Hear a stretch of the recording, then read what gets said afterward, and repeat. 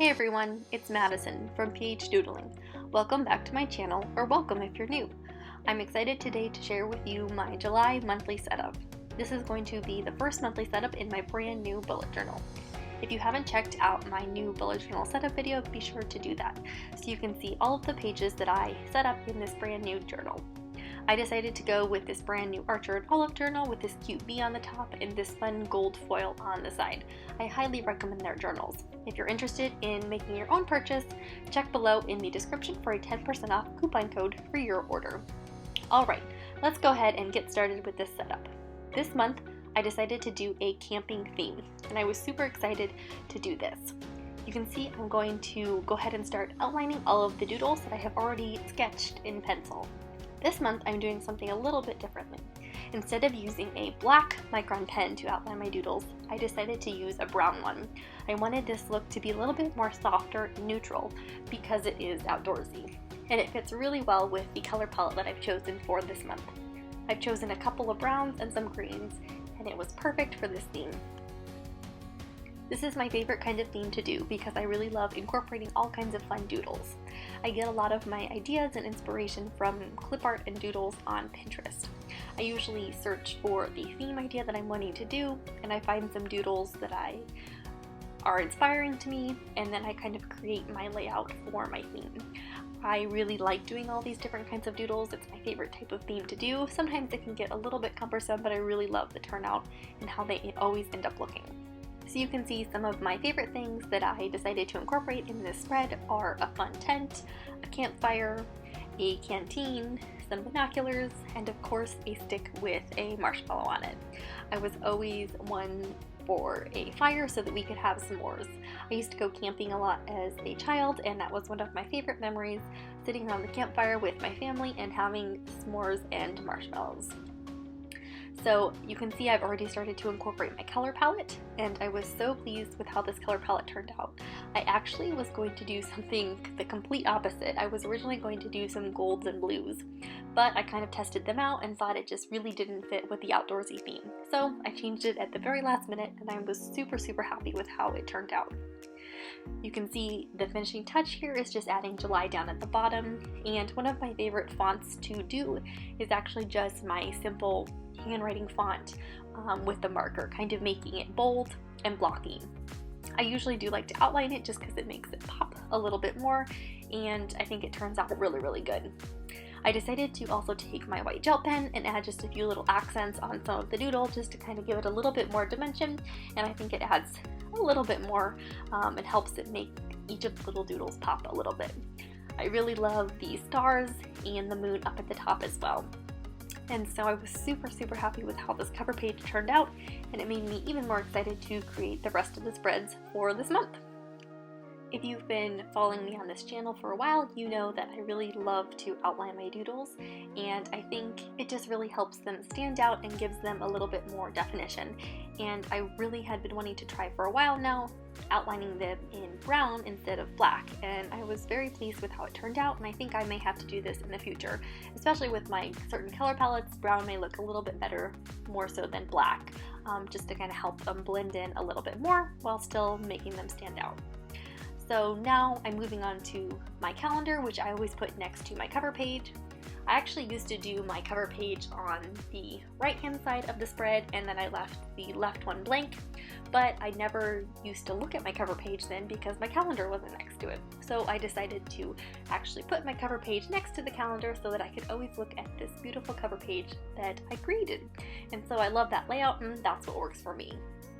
So you can see I just did my simple calendar, and that will be sufficient for my planning throughout the month of July. Now moving on to my trackers. The first one is my habit tracker. You can see I'm going ahead and incorporating a few of those fun doodles and a lot of the stars. They were fun to make because I tried to make them a little bit more abstract and uneven so that they looked a little bit more natural. If you have seen my trackers before, you know that I like to have each individual calendars for each of the habits that I will be tracking throughout the month.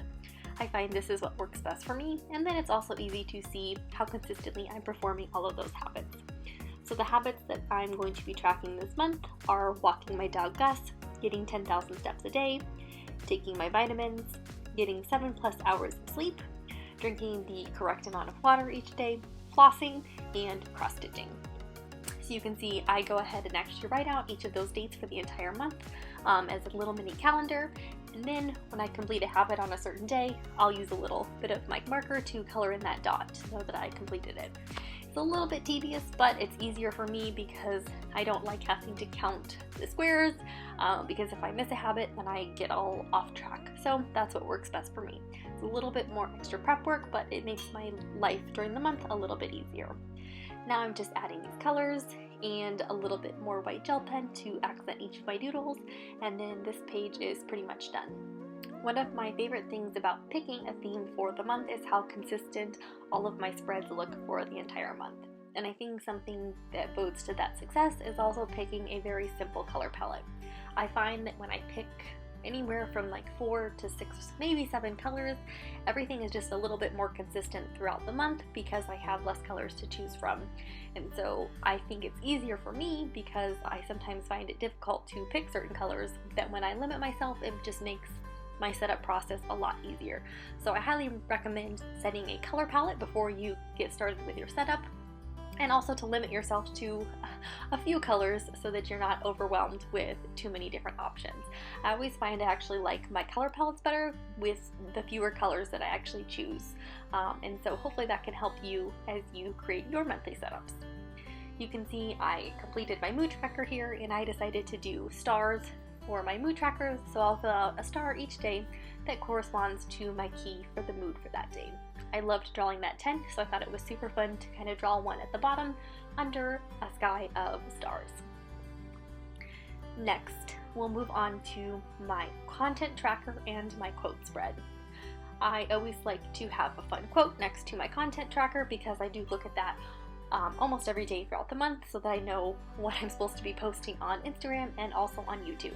So I always like to find a fun quote on Pinterest that goes with my theme to incorporate in this spread setup. And so the quote that I chose for this month is "Not all who wander are lost." And I thought it was super fun to add that in there, and I love the little trees at the bottom of the word lost. I thought it was super fun. And I also used a compass to kind of incorporate into my quote. I was super excited with how it turned out, and I'm glad that I'll be able to look at it whenever I reference my content tracker. Moving on to my content tracker, which is pretty simple. I go ahead and actually write down the date and the day of the week for every day throughout the month, and then I use that to plan which posts I'm going to do on Instagram and when I'm supposed to be posting my videos on YouTube. I've also incorporated a small growth tracker down at the bottom to track my growth on social media for Instagram and also on YouTube. I've just liked to do this for myself so I can just kind of see how much my accounts are growing throughout the month. I do also like to highlight every other line because I find it gets a little bit confusing when they're all in a row, and so I find that that's just helpful for my brain visually when I'm looking and planning my posts for the entire month. Then I'm just adding my quick color. Again, love having a simple palette like this where I only have 5 colors to choose from because it makes coloring everything in very easy because you kind of just distribute the color across the entire page. And then again, I'm using my white gel pen just to add a few little accents on some of my doodles to make them pop. I was super pleased with how these 2 spreads turned out, and I'm very excited to use them throughout the rest of the month. Now moving on to my last spread for my monthly setup before we move on to my weekly spreads, and that's my 2 lines a day. So this is my form of memory keeping that I use throughout the month. This is a spread that I started back in January, and I'm so proud to say that I have continued it every single month this year so far, and my goal is to continue it throughout the rest of 2021. I have always been a person who's wanted to keep a journal but have just not been able to keep up with it throughout the year.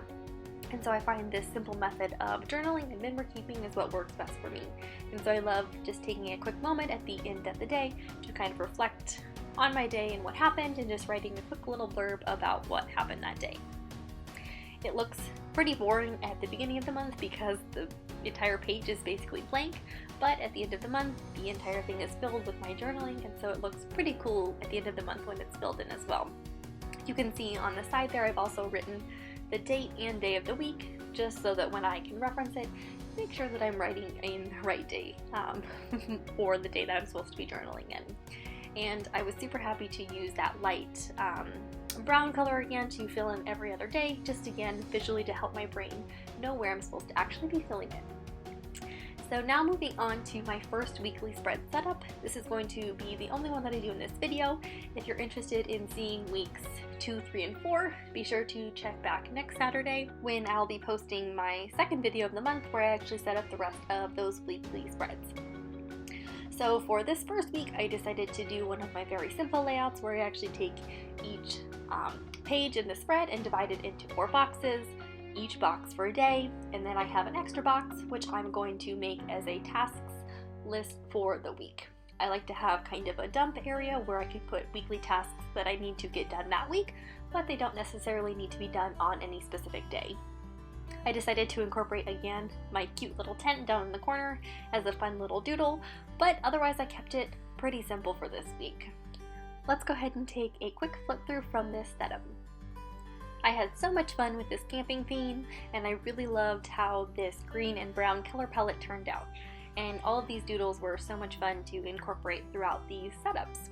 I hope you enjoyed this video and it gave you some inspiration for your own bullet journal setup. Be sure to like and subscribe to my channel if you would like to see more of my content. Thank you so much for watching. Happy doodling!